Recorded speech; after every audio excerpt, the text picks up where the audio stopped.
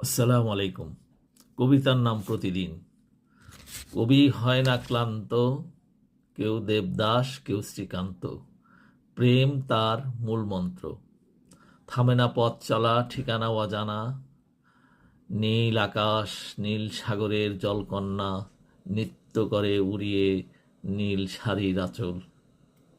ভালোবাসার গান শোনে থমকে দাঁড়ায়, অবাক বিস্ময়ে তাকিয়ে থাকে। কি করে ভুলি সময়ের সাথে যাকে পারেনি ধরে রাখতে, ডাহুকের মতো প্রাণ উজাড় করে ডাকে তারে। বকুলের মালা কবে শুকিয়ে গেছে, শুনি তার আনন্দ বেদনার গান।